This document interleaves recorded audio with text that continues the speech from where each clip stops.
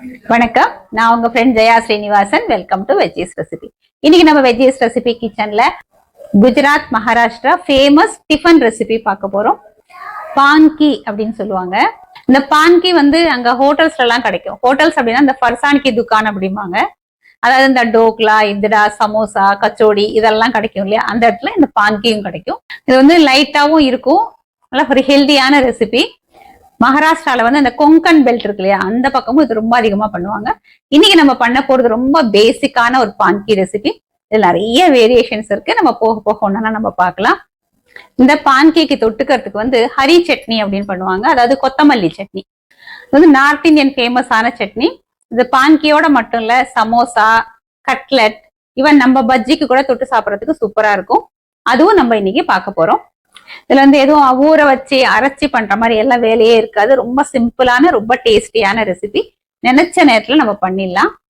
First time சேனலை பாக்குறீங்கன்னா please subscribe பண்ணுங்க. பெல் ஐக்கானை கிளிக் பண்ணி ஆல் ஆப்ஷன் கொடுத்துட்டீங்கன்னா நான் போடக்கூடிய எல்லா வீடியோஸும் குவிக்கா வந்து உங்களுக்கு ரீச் ஆகும். வாங்க இந்த பான்கியும் அதுக்கு தொட்டுக்கிறதுக்கு ஹரி சட்னியும் எப்படி பண்றதுன்னு பார்க்கலாம். 3 பச்சை மிளகா, 1 இன்ச்சு இஞ்சி, இதை நம்ம கிரஷ் பண்ணி எடுத்துக்கலாம். ஒரு பவுல்ல 1 கப்பு அரிசி மாவு, இதை நல்லா சலிச்சுட்டு எடுத்துக்கலாம். கடையில வாங்கின அரிசி மாவு இருந்தாலும் பரவாயில்ல.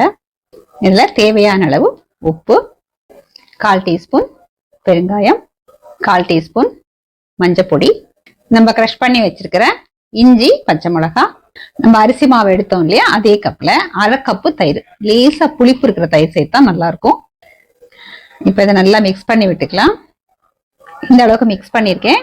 இதுக்கப்புறம் கொஞ்சம் கொஞ்சமா தண்ணி சேர்த்து நம்ம திக்கான ஒரு இட்லி மாவு பதத்துக்கு நம்ம இதை கரைச்சிக்கணும். நம்ம தயிர் எடுத்தோம் இல்லையா அதே கப்ல நான் கொஞ்சம் தண்ணி எடுத்துட்டு இருக்கேன். கொஞ்சம் கொஞ்சமா விட்டு நம்ம மிக்ஸ் பண்ணிக்கணும். ஒரு தட்டு போட்டு மூடிடுவோம்.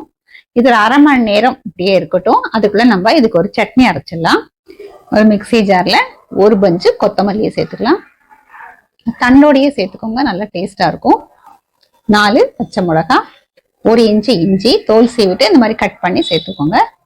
1/4 டீஸ்பூன் ஜீரகம், 2 டேபிள் ஸ்பூன் வறுத்த வேர்க்கடலை, 1 டேபிள் ஸ்பூன் தயிர், சட்னிக்கு தேவையான அளவு உப்பு, 1/2 டீஸ்பூன் சர்க்கரை. சர்க்கரை சேர்க்கறதுனால இந்த சட்னி வந்து நல்ல கலரும் ரொம்ப நல்லா வரும், நல்லா ஷைனிங்கா இருக்கும், டேஸ்டும் நல்லா இருக்கும்.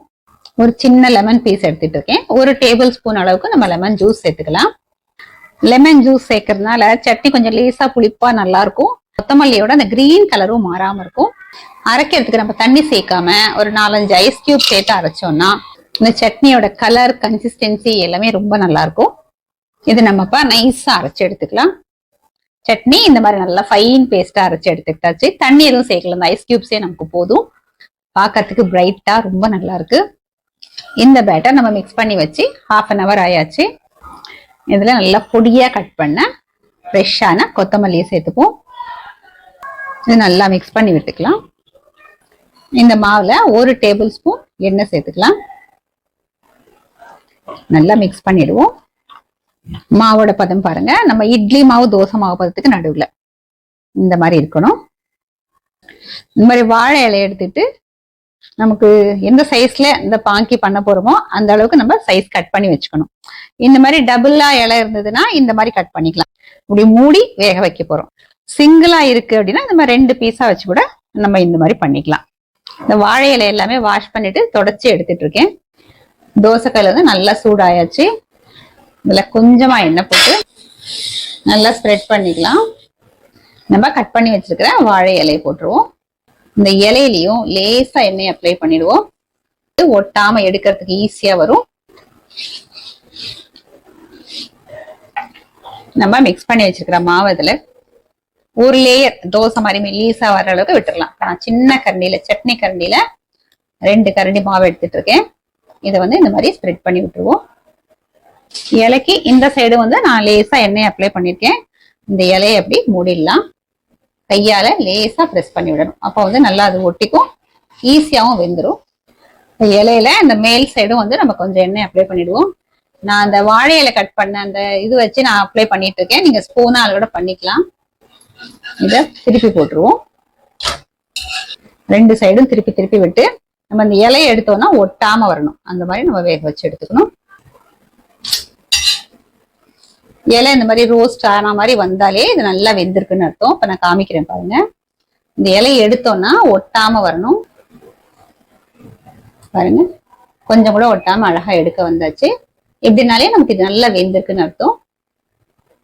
இது அப்படியே நம்ம சர்விங் பிளேட்ல எடுத்துக்கலாம். இதுக்கு பாருங்க ஒட்டாம எடுக்கிறதுக்கு வந்துடும் பாருங்க. இத எப்படி சர்வ் பண்ணுவாங்கன்னா, நம்ம மசாலா தோசை இப்படி ரோல் பண்ணி சர்வ் பண்ணுவோம் இல்லையா, அதே மாதிரி சர்வ் பண்ணுவாங்க.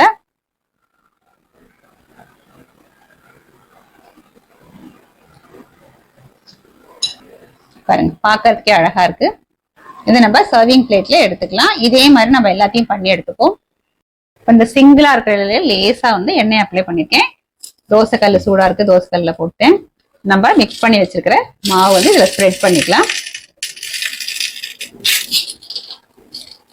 ரொம்ப மெல்லிசாவும் இல்லாம ஓரளவுக்கு திக்னஸ் இருக்கிற மாதிரி ஸ்ப்ரெட் பண்ணிக்கணும். சுத்தி கொஞ்சம் இடம் விட்டு இந்த அளவுக்கு அப்ளை பண்ணி வச்சிருக்கேன்.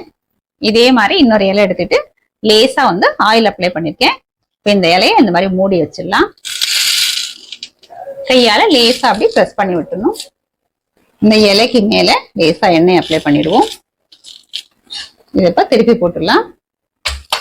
திருப்பி போட்டதுக்கு அப்புறம் இந்த மாதிரி கொஞ்சம் ப்ரெஸ் பண்ணி விடணும். இதை இன்னொரு முறை திருப்பி போட்டுருவோம். இதுவும் ரெடி ஆயிடுச்சு பாருங்க. அந்த இலையில கலர் வந்தாச்சு. திறந்தோன்னா போய் ஒட்டாம அழகா வந்துடும் பாருங்க. கலரும் மாறி இருக்கு, வெந்த கலர் நமக்கு தெரியுது.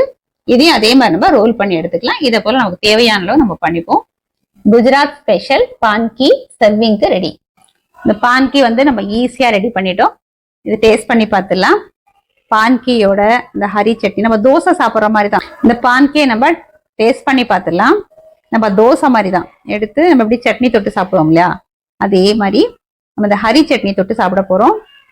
இது ஸ்டீம் பண்ணி எடுத்துருக்கறனால நல்லா வந்து சாஃப்டா இருக்கு.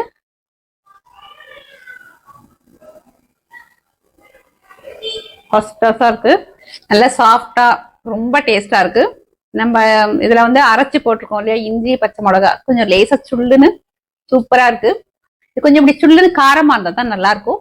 தொட்டுக்கிறதுக்கு கொத்தமல்லி சட்னி சூப்பரா இருக்கு.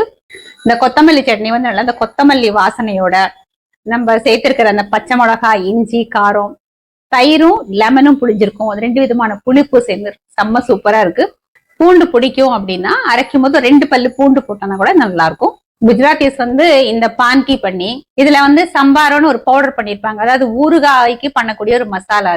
அதுல வந்து அந்த வெள்ளைக்கடுகு, வெந்தயம் எல்லாம் போட்டு அது ஒரு மசாலா இருக்கும். அதை தூவி சாப்பிடுவாங்க. நம்ம என்ன பண்ணலாம்னா நம்மளோட இட்லி பொடி இருக்கு இல்லையா, அதை தூவி கூட நம்ம சாப்பிடலாம். நம்ம அந்த இலையில பண்ணி தோசைக்கல்ல சுட்டி எடுத்திருக்கோம் இன்னைக்கு. நம்ம வந்து இலை வடாம் பண்ணுவோம் இல்லையா, அந்த இலை வடாம் பண்ணும்போது ஸ்டீம் பண்ணிட்டு நம்ம கூட அதை சாப்பிடுவோம். அதுக்கப்புறம் மிச்சத்தை காய வச்சு கூட நம்ம பொரிச்சு எடுத்துப்போம். அதே மாதிரி இதையும் வந்து இலை வடாம் மாதிரியே இந்த பான்கியும் நம்ம ஸ்டீம் பண்ணி கூட எடுத்துக்கலாம். அப்போ ஒரு சொட்டு எண்ணெய் இல்லாம கூட நம்ம இதை பண்ணிக்கலாம். ரெண்டுமே ஆனா கொஞ்சம் வேற வேற டேஸ்டா இருக்கும். தோசைக்கல்ல பண்றது ஒரு மாதிரி டேஸ்டா இருக்கும், நம்ம ஸ்டீம் பண்ணி எடுத்துக்கிறது ஒரு மாதிரி டேஸ்டா இருக்கும். ஆனா ரெண்டுமே சூப்பரா இருக்கும். ஆறி சாப்பிட்றத விட சுட சுட சாப்பிட்டோம்னா ரொம்ப நல்லா இருக்கும். இதே போல பான்கி வந்து நான் நிறைய வேரியேஷன்ஸ்ல நம்ம போக போக பண்ணலாம். இந்த சிம்பிள் அண்ட் டேஸ்டியான இந்த பான்கியை கண்டிப்பா நீங்க ட்ரை பண்ணி பாருங்க. நம்ம வீட்டுல இருக்கிற அரிசி மாவு, கடையில வாங்குற அரிசி மாவு, எதுல வேணா நம்ம பண்ணலாம். நீங்க ட்ரை பண்ணி பார்த்துட்டு எப்படி வந்ததுன்னு கமெண்ட்ல சொல்லுங்க. லைக் பண்ணுங்க, உங்க ஃப்ரெண்ட்ஸ் அண்ட் ஃபேமிலியோட ஷேர் பண்ணுங்க. புது ரெசிபியோட நாளைக்கு நான் உங்களை மீட் பண்றேன். தேங்க்ஸ் ஃபார் வாட்சிங்.